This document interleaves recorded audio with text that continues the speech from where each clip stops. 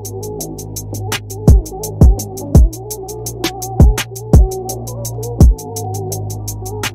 tout le monde, j'espère que vous allez bien. Donc aujourd'hui, comme promis, je reviens avec une vidéo pour vous montrer comment je fais mes locks. Elle sera en deux parties la vidéo. Je montrerai la coiffure du haut et aussi du coup comment je fais la longueur et comment je leur donne cette texture, tout en sachant que la texture actuelle, je sais pas, elle me convient pas encore. Je suis très exigeante à ce niveau. Elle me convient pas encore, donc je vais attendre encore que ça vieillisse. Donc concernant la longueur, ça arrive, je vous montre, à peu près à là. Donc elle m'arrive en haut des fesses. Donc pour les mèches, j'ai utilisé la texture, vous savez, les textures de mèches crépues. Donc c'est la marque Adora. Et pour la base, donc en gros, les mèches qui sont en dessous, j'ai utilisé de la laine à coiffer, donc de la laine acrylique. Je vous montre de toute façon les photos des produits quelque part par là. Et concernant la quantité, pour les mèches Adora, j'ai utilisé 5 paquets en tout. Et j'ai utilisé que 2 rouleaux de mèches acryliques. Donc de laine acrylique. Pour la coiffure du haut, c'était totalement improvisé. Je voulais pas faire ça, enfin c'était pas prévu. Et en fait, je me suis souvenue d'une photo que j'avais vue, que je voulais faire. Donc, j'ai fait. Pendant la vidéo, vous verrez sûrement sur une partie de ma tête, des mèches marron. Faites pas attention à ça. En fait, j'avais testé un truc, mais au final, j'aimais pas du tout. Donc, j'ai tout enlevé. Là, je sais pas s'il y a plus rien. Mais voilà, faites pas attention à ça. Et me posez pas de questions dessus. Dans tous les cas, je vous le redirai dans la vidéo. Je vais enlever. J'aime pas du tout, c'est pas bon. Donc voilà, maintenant je vous laisse avec la vidéo. N'hésitez pas à commenter, à partager. Si vous avez des questions, posez-les-moi en commentaire ou vous pouvez m'envoyer un message sur Instagram ou peu importe. Voilà. Du coup, j'ai laissé une petite partie pour vous montrer comment je fais. Parce que flemme de vous montrer toute la tête. Je pense que même vous, ça vous intéressera pas de voir quelqu'un se coiffer toute la tête dans une vidéo. Donc j'en ai laissé à peu près 3 ou 4.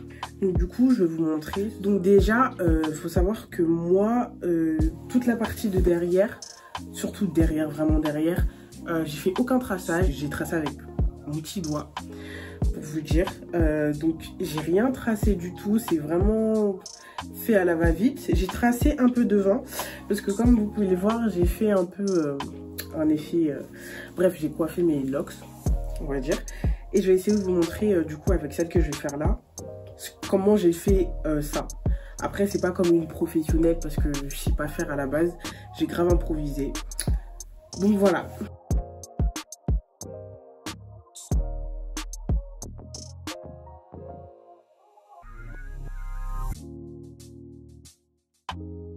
Pour la base, j'utilise de la laine acrylique. En gros, c'est de la laine qui est faite pour coiffer.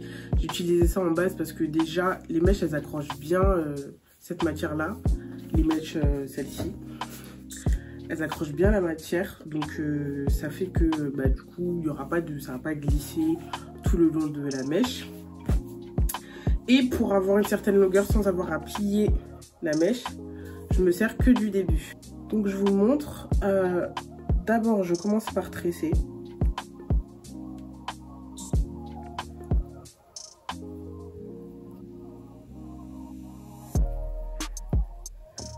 Je commence par faire une petite natte au début, histoire de. Et ensuite, je viens insérer les mèches. Donc, que le début. Et je coiffe avec le reste des cheveux. Bien évidemment, le but, c'est pas que ce soit beau. Le but, c'est pas que ce soit beau, ce sera en dessous des locks. Donc, c'est juste avoir une bonne base. Et en fait, je vais tresser jusqu'à tant qu'il n'y ait plus mes cheveux.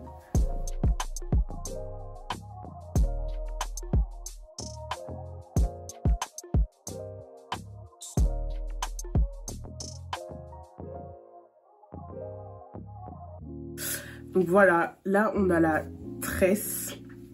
Vraiment la tresse. Jusqu'à mes cheveux. Du coup là je me suis arrêtée, je vais pas faire toute la longueur parce que ça sert à rien du tout. Moi il me faut juste une base pour pouvoir enrouler les mèches et que ça fasse une locks. Donc j'utilise toujours deux. Ce qui est bien avec ces mèches là, c'est qu'elles sont séparées Donc je sais pas si vous voyez, ça fait hop, une partie et hop, une autre partie. Donc j'aurai toujours deux parties, je les ouvre bien, qu'elles soient bien ouvertes et pas toutes resserrées les unes sur les autres. Hop. Donc ça donne quelque chose comme ça. Pareil pour la deuxième, je vais l'ouvrir, qu'elles ne soient pas resserrées les unes contre les autres. Pour que ce soit bien épais sur la mèche et surtout que ça recouvre bien toute la partie. Donc là, je vais commencer la lox. Donc, on a la base. Et en fait, d'abord, je vais enrouler le début de ma lox. Comme ça. Hop. Donc, enrouler.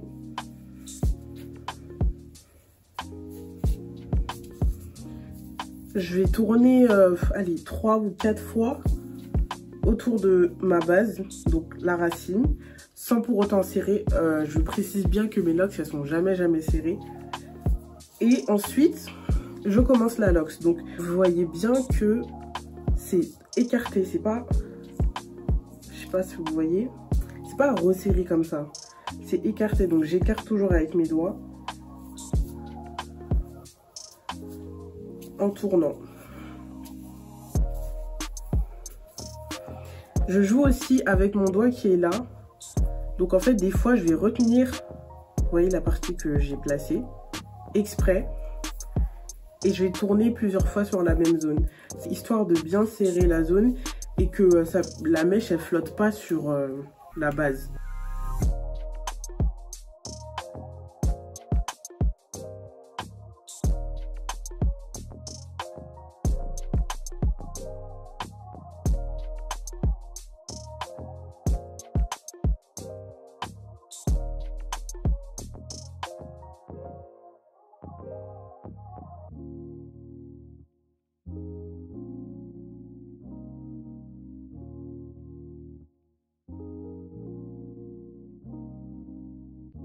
Donc là, on arrive à la fin de la première mèche que j'ai utilisée pour faire les lox.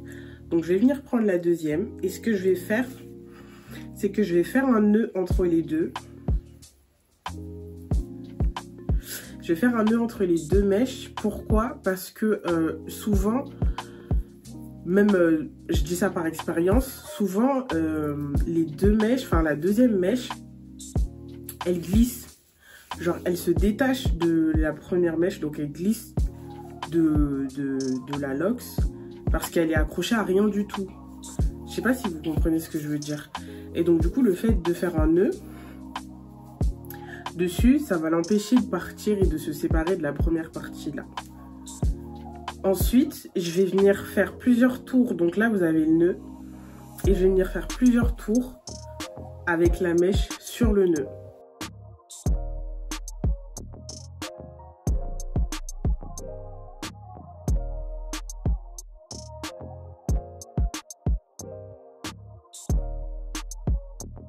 Veillez bien aussi des fois à resserrer. En fait, vous tirez juste sur la mèche crépue, histoire de, on va dire, resserrer la mèche crépue sur la base et que ça tienne mieux.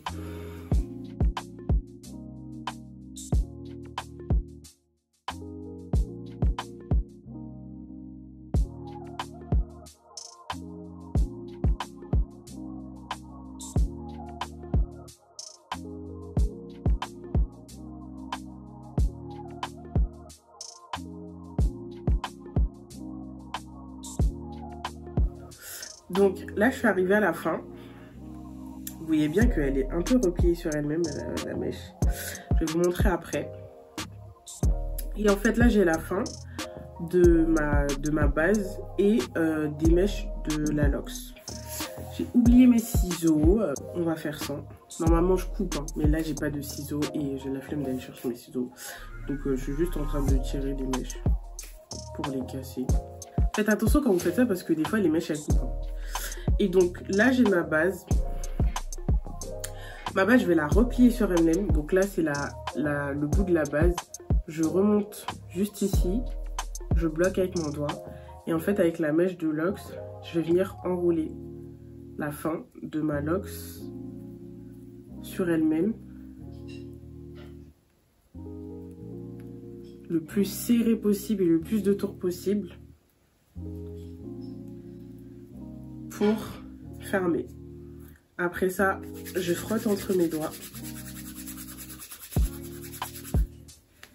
et on a notre Lox. Voilà.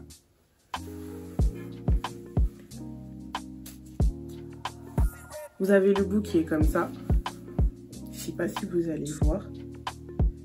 Vous avez le bout qui est comme ça, donc bien resserré, pas besoin de brûler ou quoi. Je sais qu'avant je les brûlais.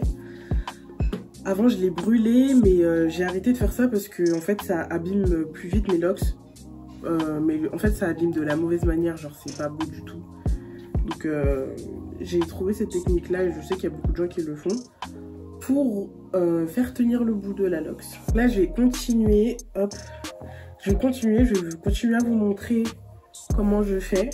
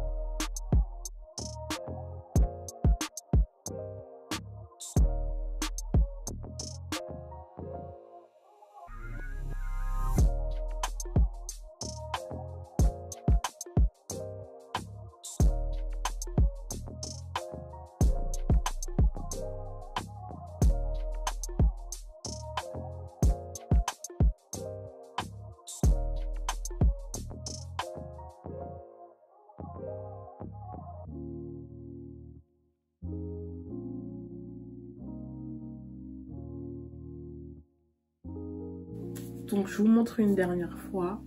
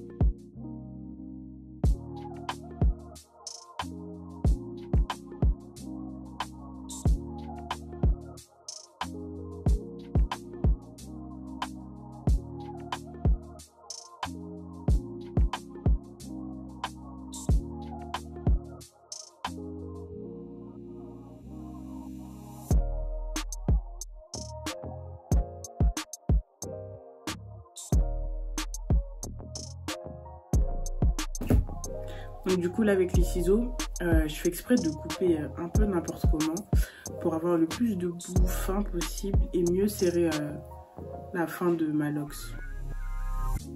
Donc là comme tout à l'heure pareil on enroule.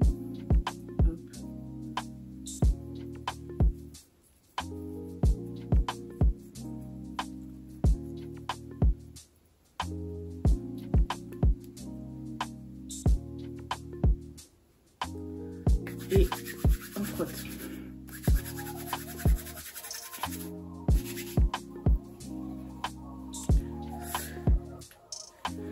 Et voilà. Du coup là j'ai fait les trois. Je vais pouvoir essayer de vous montrer comment j'ai fait les fausses nattes de Lox. Donc là j'ai 4 mèches. Bon, vous verrez des petits trucs comme ça. En vrai, je vais enlever parce que j'aime pas. Donc me posez pas de questions dessus, je vais enlever. Parce que j'aime pas. Donc voilà. Donc je vais faire comme enfin, je vais faire une vanille en fait. Donc je tourne une fois. Ensuite je laisse la mèche. Hop. J'en prends une autre. Que je vais faire passer par-dessus. En fait, c'est une vanille genre que je fais. Hop. Juste qu'elle est collée et que je me sers de toutes les mèches que j'ai sur la tête.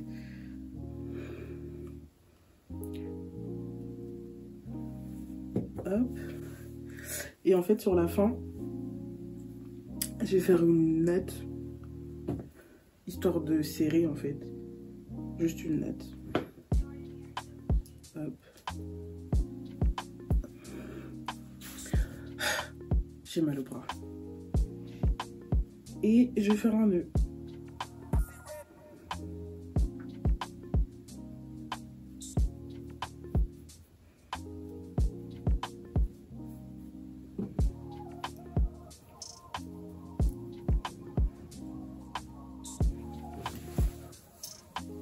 Hop. Et du coup, on passe le tout en dessous.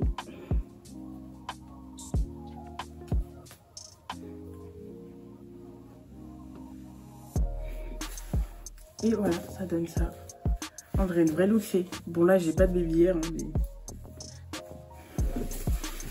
Et voilà.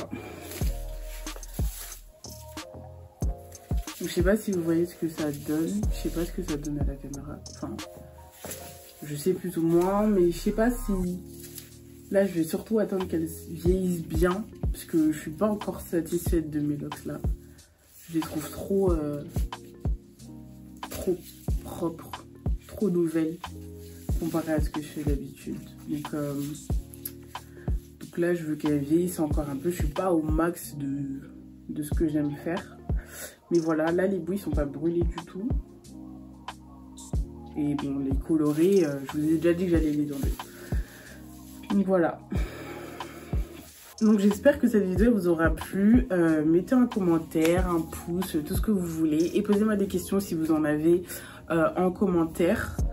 J'essaierai de faire aussi d'autres vidéos de comment je me coiffe, comment je fais certaines coiffures. Parce que pour la plupart d'entre vous, vous savez que je me coiffe toute seule. Donc n'hésitez pas à me donner des idées de vidéos de coiffure que je pourrais vous faire. Et donc voilà. Bisous!